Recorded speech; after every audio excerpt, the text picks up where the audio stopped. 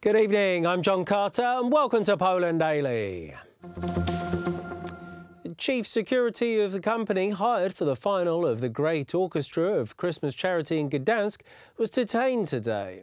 He was arrested and held for 3 months after the prosecution charged him with providing false information.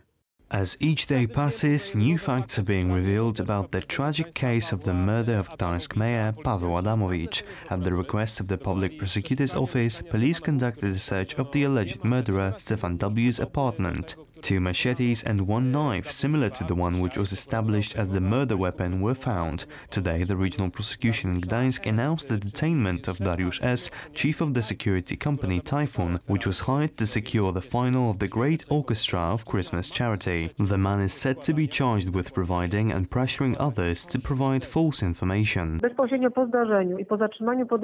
Directly after the incident and detainment of the suspect, Stefan W., there was an attempt to hamper the investigation. The police were told that the suspect used a valid AD badge to get onto the stage. That was false, according to our investigation. Later on, other people were being coaxed into supporting that false information. Both of these actions were done by the chief of the security company, Dariusz S. As per witness statements and the rest of our investigation, Stefan W. did not have any ID when he entered the stage. The Minister of Interior and Administration, Joachim Brudziński, stated today that the Typhoon security company will be stripped of their license as a result of an inspection conducted by the ministry. The checkup showed many irregularities within the company, such as employing minors as security guards. The greatest summit of Catholic youth is starting in Panama tomorrow. Although the World Youth Day will take place in the Southern Hemisphere, young Polish Catholics will certainly participate in the event. Pope Francis is set to join the gathering on Wednesday. 3,500 pilgrims from Poland will travel to Panama. This is going to be the largest representation from Europe.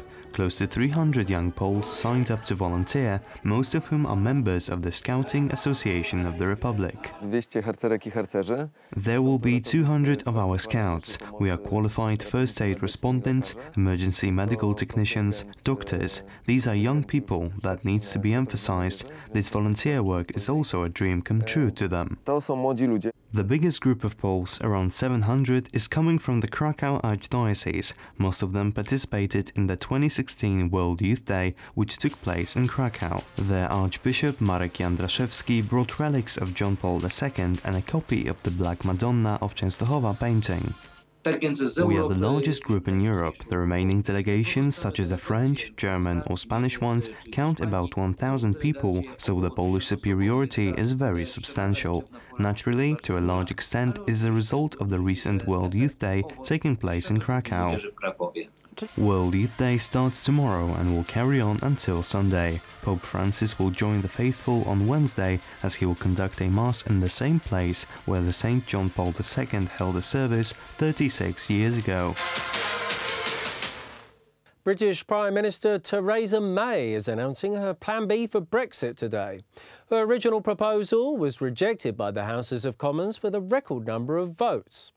However, May's backup plan seems to be very similar to the previously unpopular version, with the only adjustment revealed so far being a waiving of a registration fee for EU citizens living in the UK.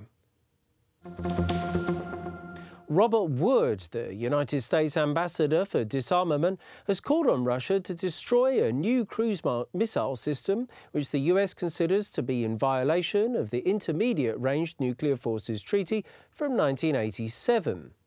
The treaty prohibits the US and Russia from developing conventional and nuclear missiles with a range of 500 to 5,500 kilometres. US President Donald Trump announced on December the 4th that he will give Russia 60 days to comply with the treaty, or the US will withdraw from the agreement. The statement by the US ambassador was made during the Geneva Forum, grouping together 65 countries to work on the issue of global disarmament. Unfortunately, the United States increasingly finds that Russia cannot be trusted to comply with its arms control obligations, and that its coercive and malign actions around the globe have increased tensions. Its actions, policies, and behavior are not those of a responsible state actor. According to the ambassador, the new Russian cruise missile system SSC-8 is the most flagrant case of Russia violating the INF Treaty. Now is the time for Russia to take demonstrable steps to return to compliance. There is only one path forward. Russia must verifiably destroy all SSC-8 missiles, launchers, and associated equipment in order to come back into compliance with the INF Treaty. The onus is on Russia to take concrete actions in order to prevent the INF Treaty's demise. Inertia will not drive policy in the Trump administration, and the United States will not stand idly by when others cheat on international agreements. Ambassador Wood continued by admonishing Russia to not continue development of secret projects that violate the INF Treaty. Russia has developed, produced, flight-tested, and fielded a ground-launched cruise missile known as the 9M729, or SSC-8, with a range capability between 500 and 5,500 kilometers, in direct and continuing violation of the INF Treaty. Russia began the covert development of the SSC-8 probably in the mid-2000s. To be clear, the SSC-8 represents a flagrant violation of the INF Treaty that Russia intended to keep secret, and it represents a potent and direct threat to Europe and Asia. His Russian counterpart, Alexander Dayenko, answered by saying that it's time for the US to make a counter-proposal. Making one-sided allegations is not a constructive way forward, in my view. Because usually in our system we are taught not only to criticize, but to propose some counter-proposals. US President Donald Trump is not the first American leader to protest Russia's constant violation of the INF Treaty, but he seems to be about to become the first president to do something about it. According to several sources, President Trump wants to replace the treaty, which will also include, among others, China. Thank you very much for joining us here this evening at Poland Daily. I'm John Carter. Stay tuned after the break for Poland Daily Weather. That's followed by Poland Daily Business, then the culture, travel and the history.